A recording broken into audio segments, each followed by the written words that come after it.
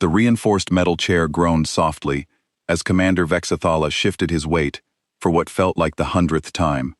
His powerful forearms rested against the armrests, but his razor-sharp claws continued to scrape faint lines across the steel tabletop, betraying a nervousness he refused to acknowledge. Every sound echoed through the silent room. He hated this place. The lights overhead were painfully bright, the air carried an unnatural chill, and every surface gleamed with sterile perfection. There were no decorations, no windows, no distractions, only smooth white walls that seemed designed to strip away every sense of comfort. To Vexathala, it felt less like a meeting room and more like a cage. Across the table, 3 Zepyrian officers observed him in complete silence. None appeared intimidated. At their center sat General Crippled, leaning back in his chair with the calm indifference of someone who had already decided how the conversation would end. His expression bordered on boredom, as though interrogating one of the galaxy's most feared commanders had become little more than another routine assignment. For the first time in many years, Commander Vexathala found himself wondering whether he was the hunter anymore, or the one being hunted. Colonel Nexa kept checking her data. Major Velthon stared at Vexathala with curious eyes. They had called him here to talk about the war. They wanted to know about the humans. They thought it would be a simple report. They were wrong. "State your name and rank for the record," General Crippled said without looking up from his papers. "Commander Vexathala, 7th Shock Battalion, Zepyrian Imperial Forces," he replied. His voice sounded hollow in the empty room. "You served in the 3rd Galactic War against the human forces." "Yes, sir." "Good. We need detailed information about human military tactics. Our next campaign requires proper intelligence." The general finally looked up. "Begin with your first encounter." Vexathala's claws stopped scratching. His breathing became shallow. The officers noticed the change immediately. Commander Colonel Nexthaw prompted. "You think you know what you're asking," Vexathala said slowly. "You think the humans are just another enemy species. You think they fight like we do, or like the Kree, or the Vorthon Empire." He leaned forward, his eyes wide. "You are wrong. They are not like anyone else in the galaxy." Major Velthon laughed. "Come now, Commander. They're just bipedal mammals with decent technology. What makes them so special?" Vexathala stared at him for a long moment. "Because they don't fight to win, they fight to teach. And the lesson they teach is fear." The room fell silent. General Crippled put down his papers. Colonel Nexa stopped checking her datapad. Major Velthon stopped smiling. "Explain," the general ordered. Vexathala took a deep breath. It was 18 months ago. The Kepler 442 system. We had intelligence about a small human research station. Maybe 50 people total. Scientists, engineers, a few security guards, nothing serious. He paused, remembering. Command said it would be easy. A simple capture mission. Take the station, secure the research data, move on to bigger targets. They assigned my entire battalion, 500 of our best soldiers for 50 humans. "That seems like overkill," Colonel Nexa observed. "That's what I thought too." Vexathala's mandibles clicked nervously. "I told my troops it would be over in an hour, maybe less. We had done this kind of operation dozens of times against other species. Humans couldn't be that different." He was quiet for so long that Major Velthon had to prompt him again. "What happened?" "We dropped out of hyperspace right on schedule. The station was exactly where intelligence said it would be. Small, maybe 20 levels stuck to the side of an asteroid. Our sensors showed life signs. About 50 beings, just like the report said." Vexathala's claws started scratching the table again. "We hailed them. Standard surrender demand. No response. So, we moved in with boarding pods, 3 assault teams, full combat gear. I led the first team myself. Standard procedure." The general nodded. "Yes, sir. Everything by the book. We breached the outer hall exactly as planned. The airlock systems worked normally. No resistance at the entry points. It felt routine, but it wasn't. No, sir. It wasn't." Vexathala's voice dropped to almost a whisper. "The first sign something was wrong came when we entered the main corridor. My team was advancing in standard formation when Private Keldar suddenly stopped. Why? He said something felt off. The corridor was too quiet, too empty. In every other operation, we would encounter at least some resistance by now. Security guards, automated defenses, something. But there was nothing." Vexathala shifted in his chair again. "I told him to keep moving. We had a schedule to maintain. But as we went deeper into the station, more of my soldiers started acting nervous. The corridors were clean, well lit, and completely empty. No signs of panic, no signs of evacuation. And it was like the humans were just waiting. Waiting for what? For us to get into position. Vexthala's eyes were distant now, seeing something the others couldn't. We reached the central hub, exactly 12 minutes after boarding. 3 teams, 50 soldiers each, all converging on the main research levels. Everything was going perfectly. He stopped talking. The officers waited. Then we met Lieutenant Colonel Jake Morrison. One human stopped your entire force. Major Velthon sounded skeptical. Not stopped. Welcomed. Vexathala's mandibles were clicking rapidly now. He was standing in the middle of the hub, wearing a standard human military uniform. No weapons visible. No armor. Just standing there, with his hands behind his back. Smiling. Smiling. Humans do that when they're pleased about something. It shows their teeth. Morrison was very pleased. Vexathala shuddered. He spoke to us over the comm system. His voice was calm, polite, almost friendly. What did he say? Welcome to Research Station Alpha. I am Lieutenant Colonel Jake Morrison, United Colonial Defense Force. You are exactly on time. Vexthala repeated the words slowly, as if they still confused him. On time, like we had an appointment. Colonel Nexthaw frowned. He was expecting you? Not just expecting us. He had been preparing for us for weeks. Vexthala's breathing was getting faster. He told us that Dr. Lisa Carter, the station's chief scientist, had been working on some very interesting projects. He said they were excited to show us their latest discoveries.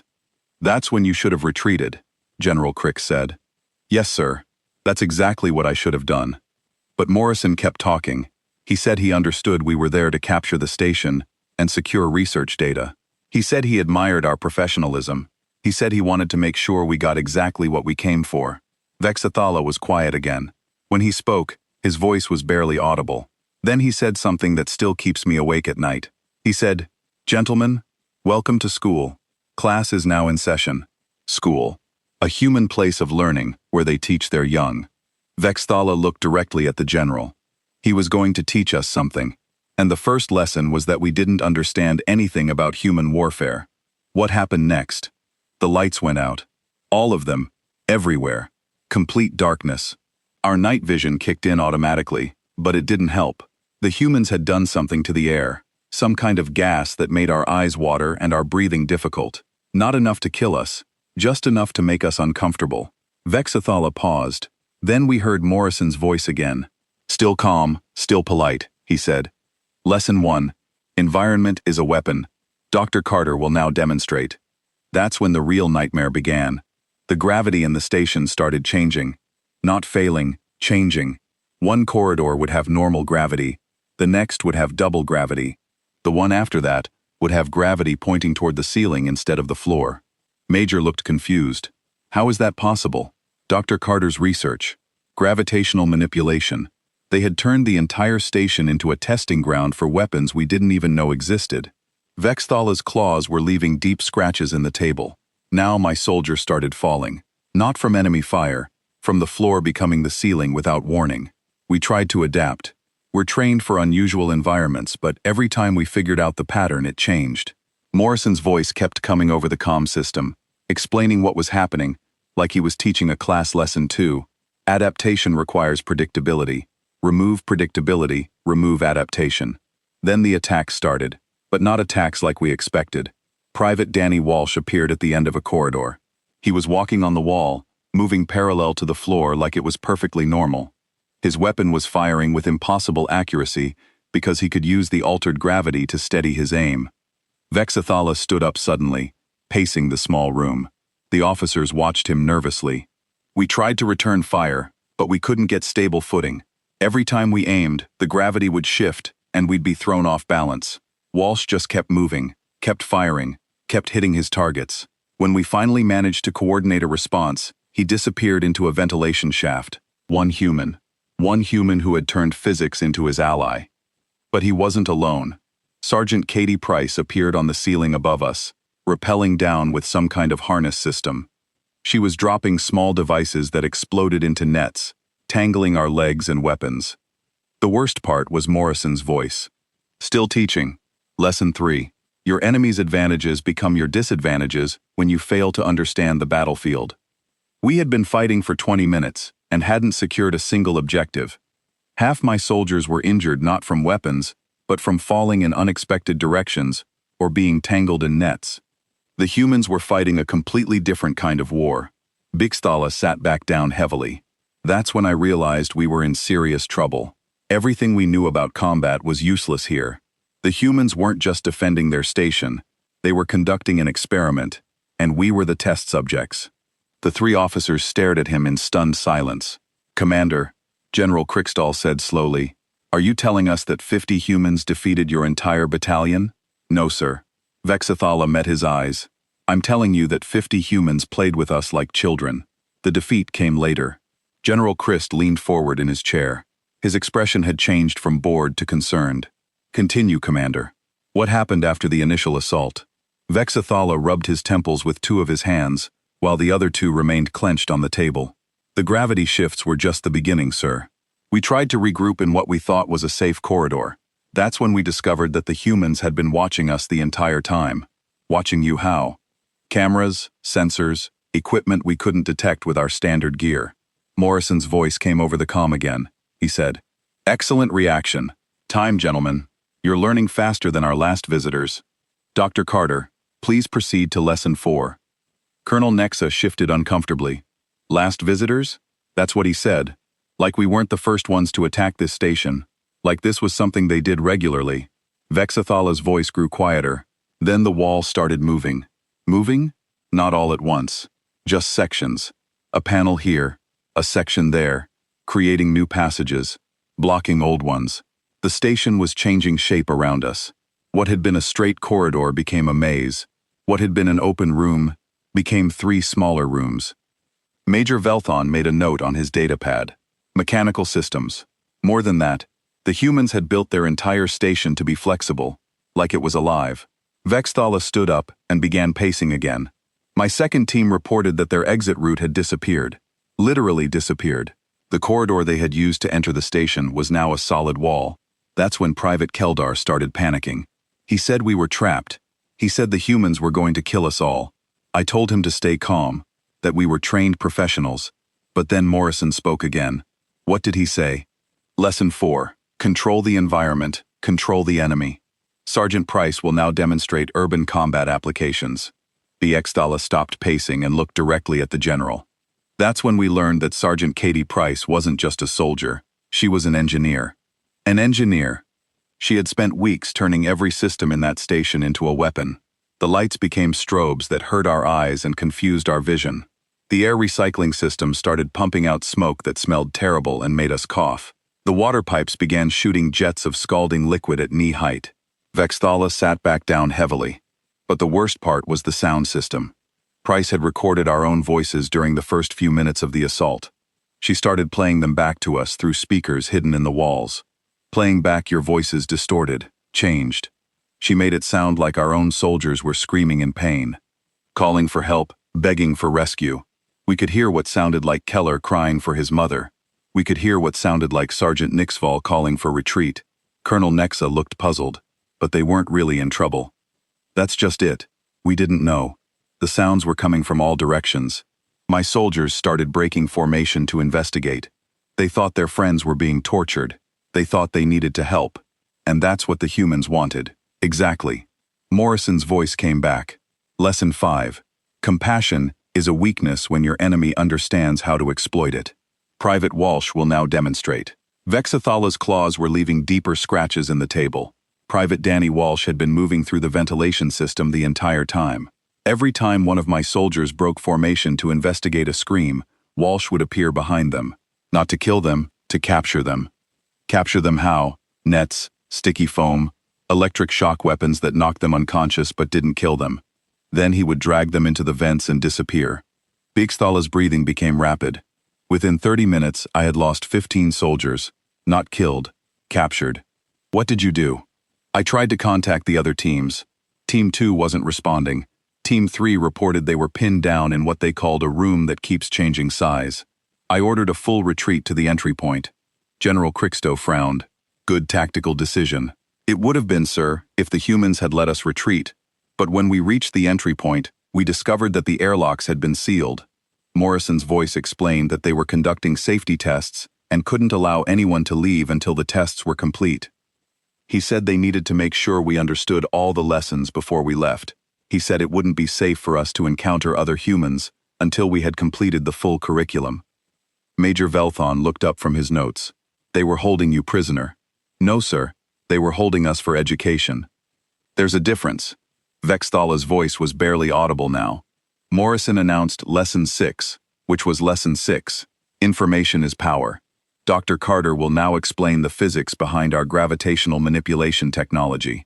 They started teaching you their technology in detail. Dr. Lisa Carter's voice came over the comm system. She sounded excited, like she was talking to students she liked. She explained how they had discovered a way to create localized gravitational fields using exotic matter. She drew diagrams on the wall screen. Vexthala paused, his expression confused. She even took questions. Questions? Some of my soldiers were so fascinated that they started asking about the technical details. How much energy did it require? Could it be scaled up? How did they prevent the exotic matter from destabilizing? And she answered everything. Every question. She acted like she was teaching a university class instead of holding enemy soldiers prisoner. Vexatala shook his head. That's when I realized how completely we had underestimated them. How so? They weren't afraid of us learning their technology. They weren't afraid of us taking the information back to our fleet. They were confident that even with complete knowledge of their weapons, we still couldn't use it effectively against them. Colonel Nexa leaned forward. Why not? Because the technology wasn't the real weapon. The real weapon was how they thought about warfare. They had taken a research station and turned it into a teaching laboratory. They had taken our assault and turned it into a lesson plan. They had taken our soldiers and turned them into students.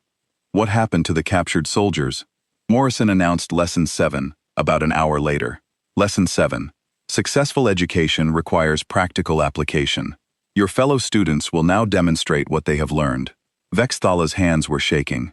The 15 soldiers that Walsh had captured appeared on the wall screens. They were unharmed, sitting in what looked like a comfortable classroom. Morrison was standing at the front with a display board showing tactical diagrams. He was teaching them advanced human combat techniques. He was showing them exactly how they had been defeated. Step by step, decision by decision, he explained. Every trap, every tactic, every psychological manipulation they had used against us, and your soldiers were listening. They were taking notes. Beeksathala's voice cracked. Private Keldar raised his hand to ask about the timing of the gravity shifts. Sergeant Nixval wanted to know more about the acoustic weapons. They were genuinely interested in learning. That's when I understood the true horror of what was happening. The humans weren't just defeating us. They were converting us. They were turning our own soldiers into experts on human warfare. General Crix stood up abruptly. This is impossible. Soldiers don't just switch sides because of a few lectures. They weren't switching sides, sir.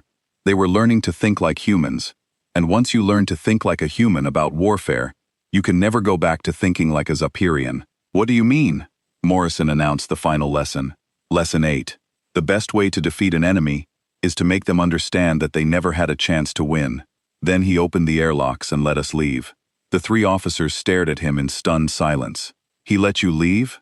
Major finally asked. All of us, even the captured soldiers.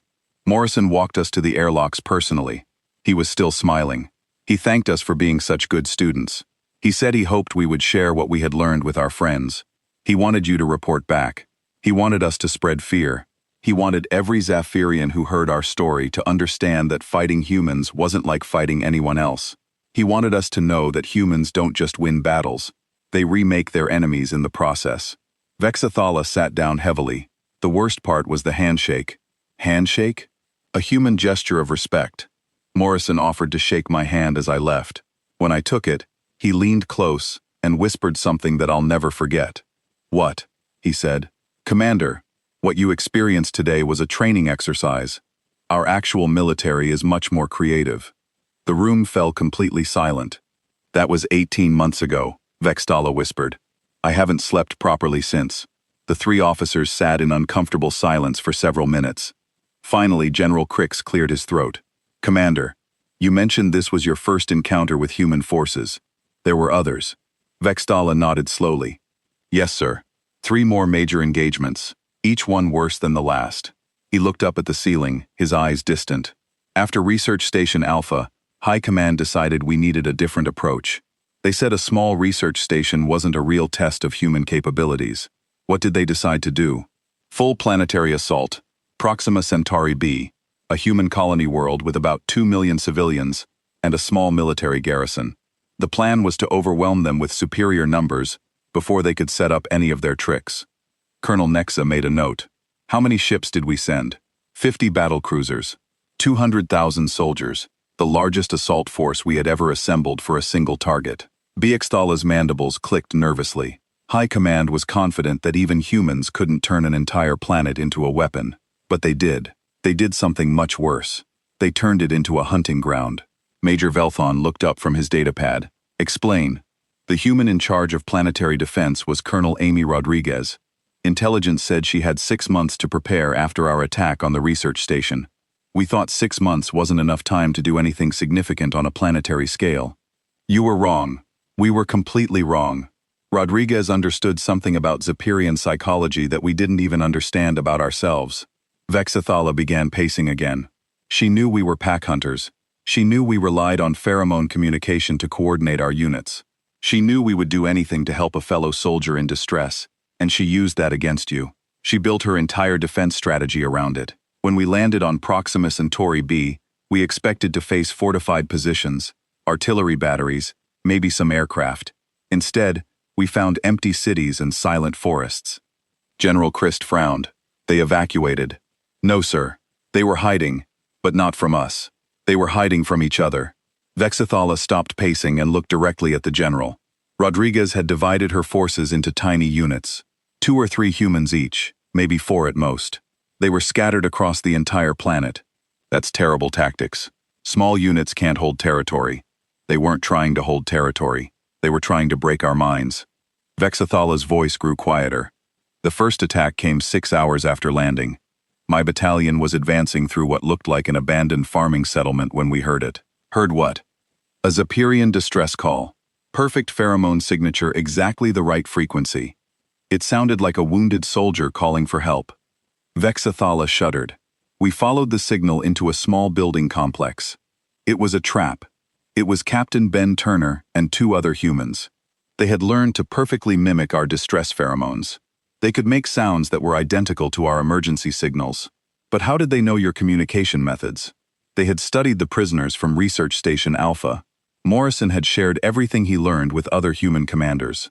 They knew exactly how we talked to each other, exactly what sounds meant danger, exactly what would make us come running to help.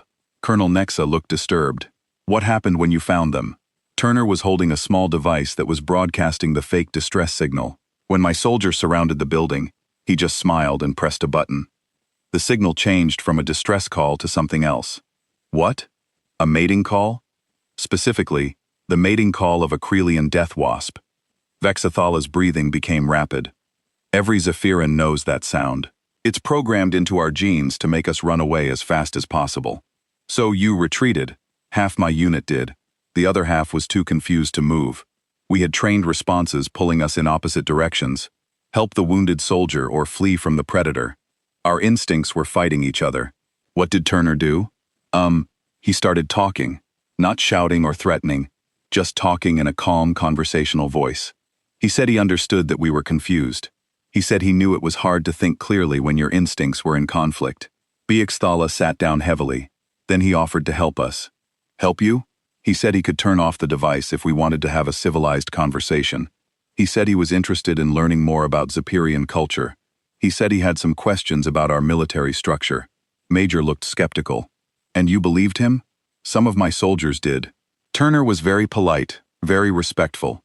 He didn't act like an enemy. He acted like a curious researcher. Bikasala's claws scratched the table. 3 of my soldiers actually approached him to answer his questions. What happened to them? Nothing violent. Turner thanked them for their cooperation. He asked about our command structure, our communication protocols, our standard operating procedures. My soldiers answered, because he seemed genuinely interested. Then he sent them back to us with a message. What message? He said he appreciated the information. He said it would help him plan more effective defensive strategies. He said he looked forward to our next encounter. Vexathala's voice was barely audible. Then he disappeared into the forest. How? We don't know. One moment he was there, the next he was gone. But we kept hearing the fake distress calls from different locations, sometimes 2 or 3 at the same time from different directions. General Crickstall leaned forward. What did you do? We tried to ignore them, but Zaffirin's soldiers can't ignore distress calls. It's impossible. Every time we heard one, at least a few soldiers would break formation to investigate, and Turner would be waiting. Not just Turner, other humans. Major Sue Collins, Lieutenant Gary Stevens, Captain Janet Walsh.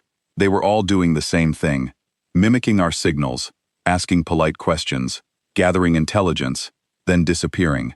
How many soldiers did you lose this way? None killed. That was the terrifying part. The humans weren't killing anyone. They were just collecting information, and every soldier who talked to them came back changed. Colonel Nexa frowned. Changed how they started thinking like humans. They started questioning our tactics. They started suggesting that maybe we should try talking to the enemy instead of fighting them.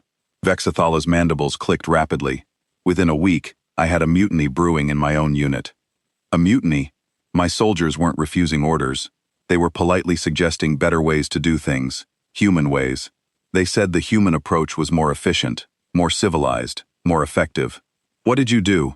I reported the situation to Fleet Command. They said similar problems were occurring across all our ground units. Soldiers were becoming reluctant to engage human forces. Some were even requesting permission to surrender, so they could learn more about human culture. Major Felthon made another note. How did Command respond? They sent in the psychological warfare specialists, experts trained to handle enemy mental manipulation. But the humans were ready for them too. How? Rodriguez had anticipated that we would send specialists. She had prepared a special welcome for them. Vexathala stood up and began pacing again. The specialist landed in what they thought was a secure area. Instead, they found Captain Turner waiting for them with a tea service. A tea service?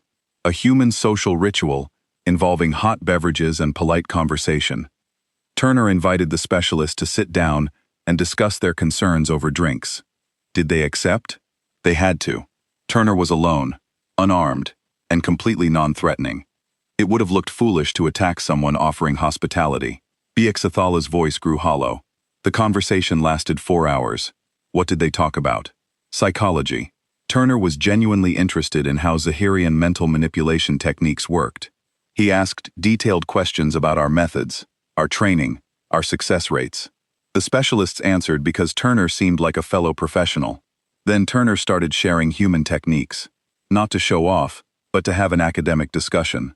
He explained how humans approached psychological warfare differently, how they used compassion instead of fear, curiosity instead of aggression, education instead of intimidation. What happened to the specialists?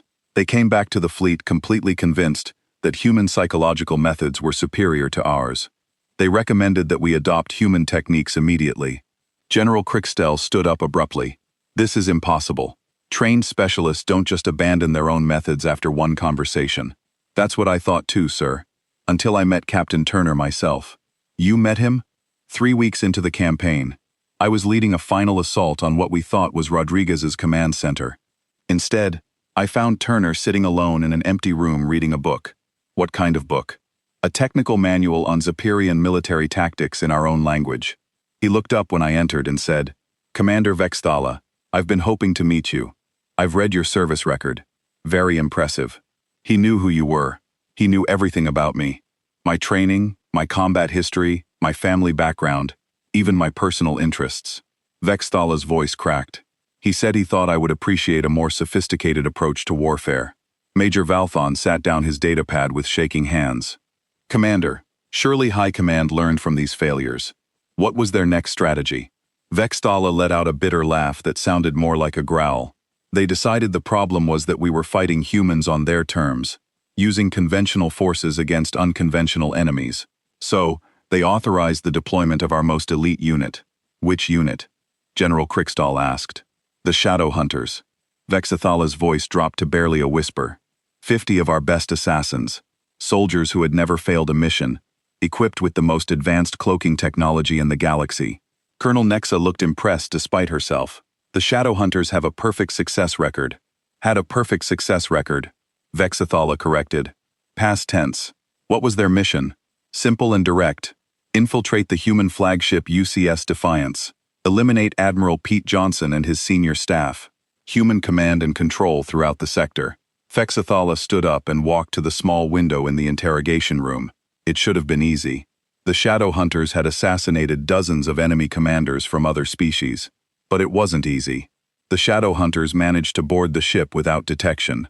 Our best cloaking fields made them completely invisible to human sensors. They moved through the corridors like ghosts, mapping the ship's layout, identifying targets, preparing for the strike. What went wrong? They encountered Chief Petty Officer Carla Murphy in the engineering section. Vexathala turned back to face the officers.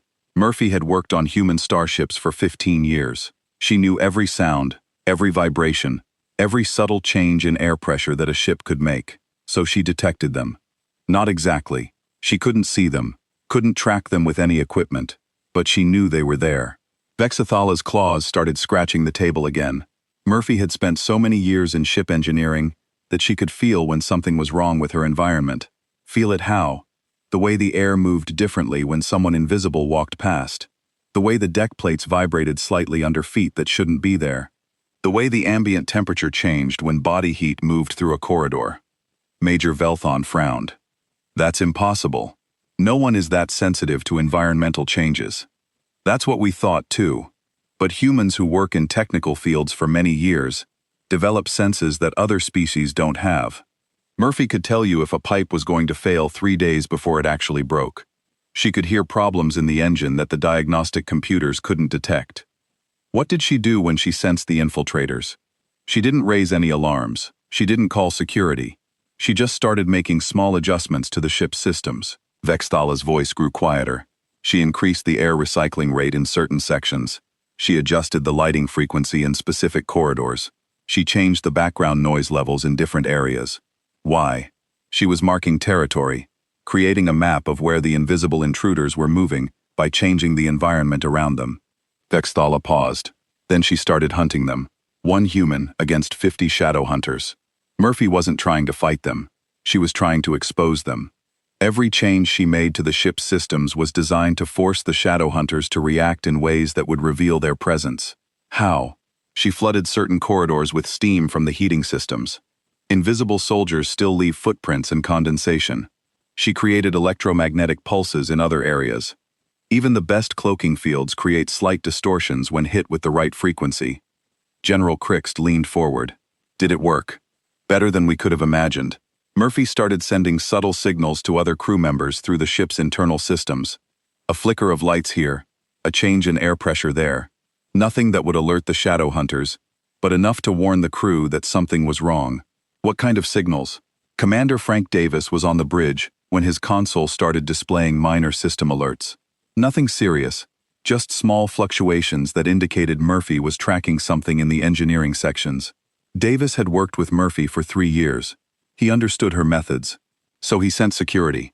He sent Sergeant Holly Wright, but not with standard security equipment. Wright was a technical specialist who understood advanced sensor systems. Vexathala's breathing became rapid. Wright had been working on a theory about electromagnetic distortions caused by cloaking technology. What kind of theory?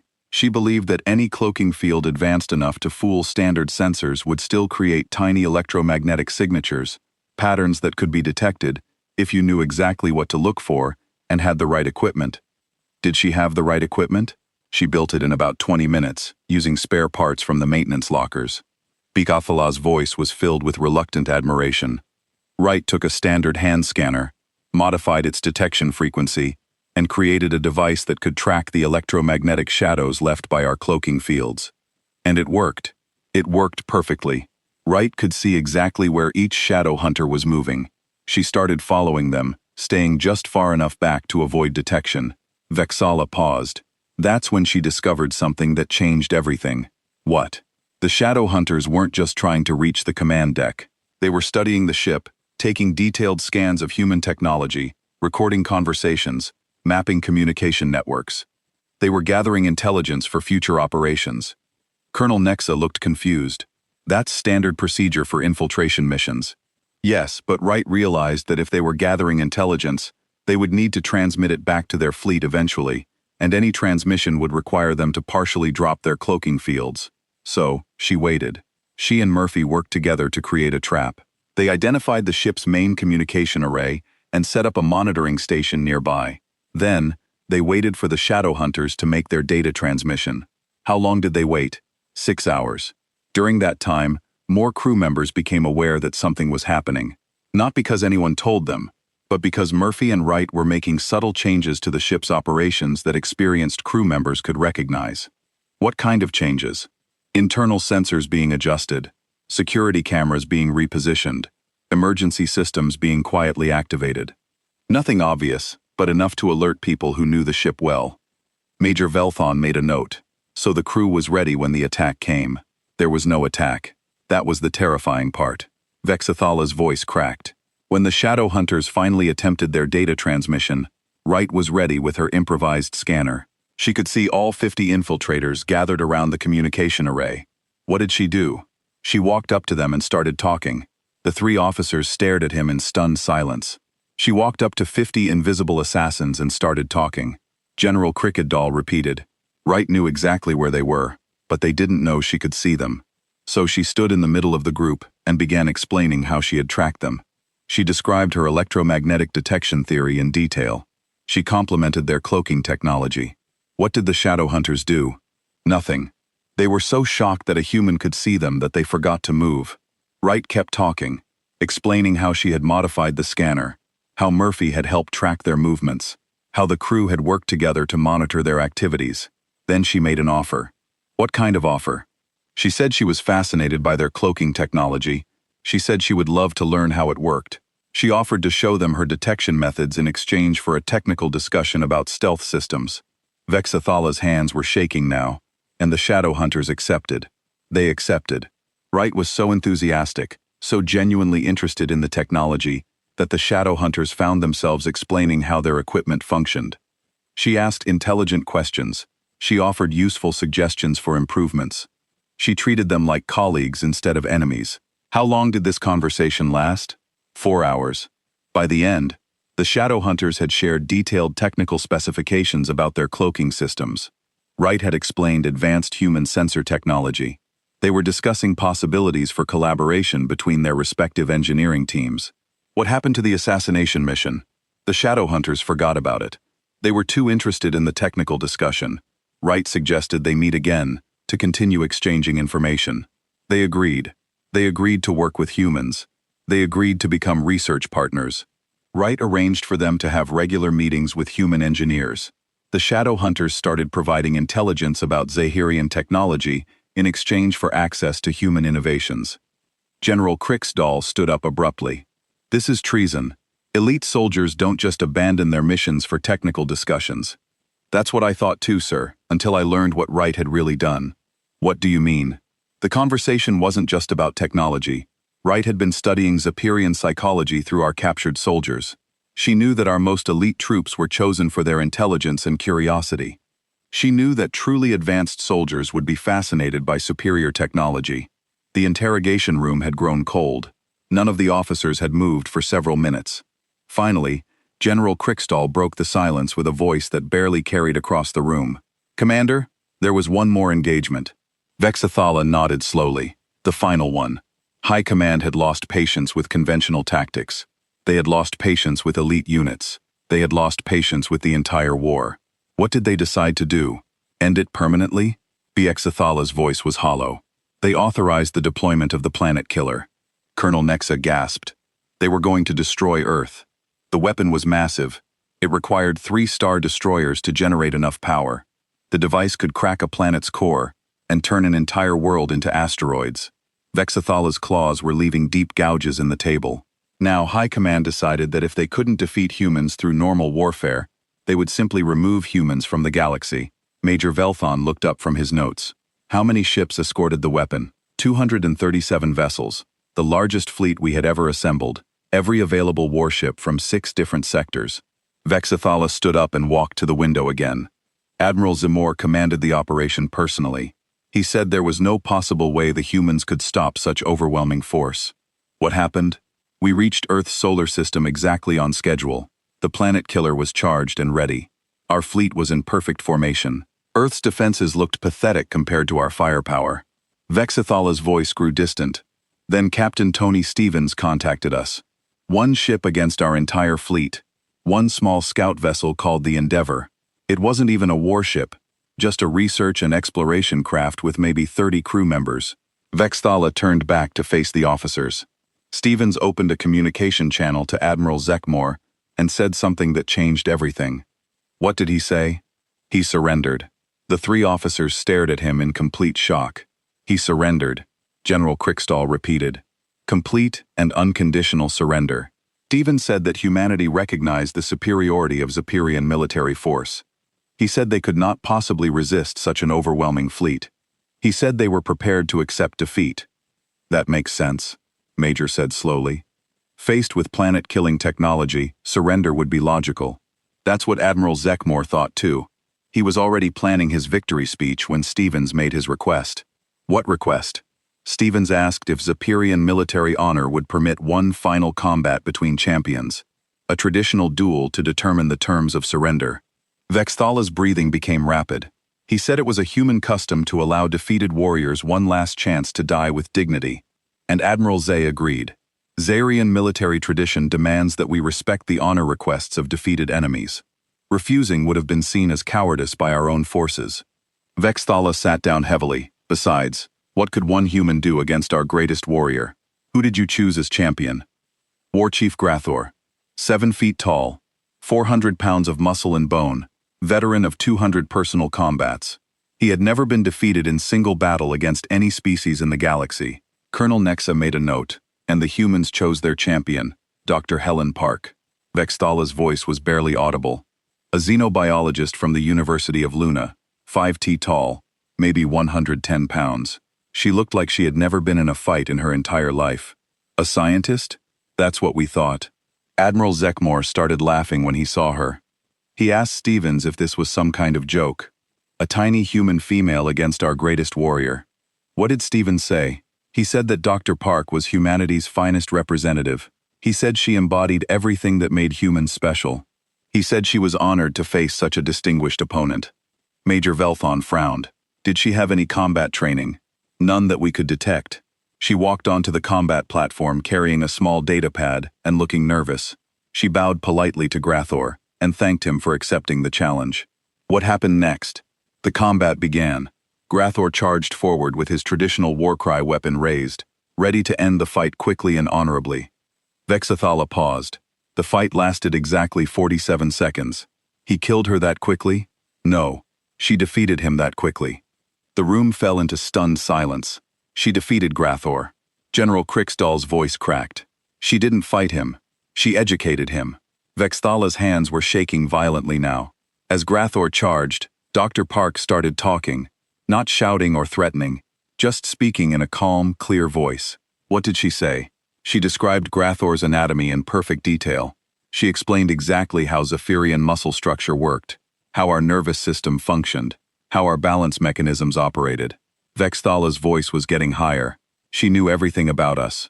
How could she know so much?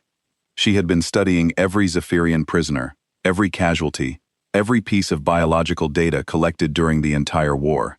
She understood our species better than we understood ourselves. But how did that help her win the fight? She knew exactly where to strike, not to kill, but to disable. She knew which nerve clusters would cause temporary paralysis. She knew which pressure points would disrupt our balance. She knew how to make Grathor's own strength work against him. What did she do? 3 precise strikes. 1 to a nerve cluster in his left shoulder that made his arm go numb. 1 to a balance point behind his right knee that made him stumble. 1 to a pressure point on his neck that made him fall unconscious. Vexthala was crying now. Gregor never even got close to hitting her. She moved like she could predict every attack before he made it, because she could. She understood how we think, how we move, how we fight. When Grathor fell, Dr. Park knelt beside him and checked his pulse. She assured Admiral Zamor that he would recover fully in about 10 minutes. She said she had been very careful not to cause any permanent damage. Colonel Nexa looked disturbed. What happened after the combat? Stevens opened another communication channel. He thanked Admiral Zemore for honoring human customs. He said the combat had been very educational for both species. Educational. Then Stevens revealed the truth. Dr. Park hadn't been chosen for her combat skills. She had been chosen because she was the least threatening human they could find. What do you mean? Stevens explained that Dr. Park was a university professor who spent her time studying alien biology and teaching graduate students. She had never served in the military. She had never received combat training. She was by human standards completely peaceful and harmless. But she defeated our greatest warrior. Stevens said that any human with access to the same biological data could have achieved the same result. He said that Dr. Park's victory wasn't due to superior fighting ability. It was due to superior understanding. The Exithala's voice dropped to a whisper. Then Stevens said something that still haunts me. He said that if we ever returned to attack humanity, we wouldn't face their scientists and teachers. We would face their actual warriors. Their warriors. Stevens said that Dr. Park represented humanity's peaceful academic side. He said that human military personnel were trained specifically for combat, while Dr. Park was trained for research and education. What was he implying? That we had been fighting humanity's weakest members the entire time. The researchers, the teachers, the engineers, the scientists, the people whose job was to learn and understand, not to fight and kill, and their warriors. Stevens said that human warriors were trained to use the same learning and understanding abilities for military purposes. He said they approached combat the same way Dr. Park approached biology, with complete knowledge, perfect preparation, and absolute dedication to mastering their subject. General Crickstall stood up slowly. What happened to the fleet? Admiral Zemore ordered an immediate retreat. The planet killer was powered down. 237 ships turned around and fled from one small scout vessel, and 30 humans, because of what Stevens said, because we finally understood what we were really fighting. We weren't fighting another military force. We weren't fighting another empire. We weren't even fighting another species of warriors. What were you fighting? We were fighting an entire civilization of people who treated warfare like a science, who approached every battle as a learning opportunity, who studied their enemies so completely that they could predict and counter every possible move. Vexathala looked directly at each officer in turn. Stevens had one final message for us. He said that humanity appreciated the opportunity to learn about Zepyrian military capabilities. He said the data would be very useful for future reference. Future reference. He said that humanity now understood exactly how to defeat Zaharian forces anywhere in the galaxy. He said they hoped we would share this knowledge with other species who might be considering aggressive action against human worlds. What did he mean? He meant that we had just provided them with a complete education in how to fight our entire military. Every tactic, every strategy, every weapon, every weakness. We had taught them everything they needed to know to defeat any Zepyrian force anywhere.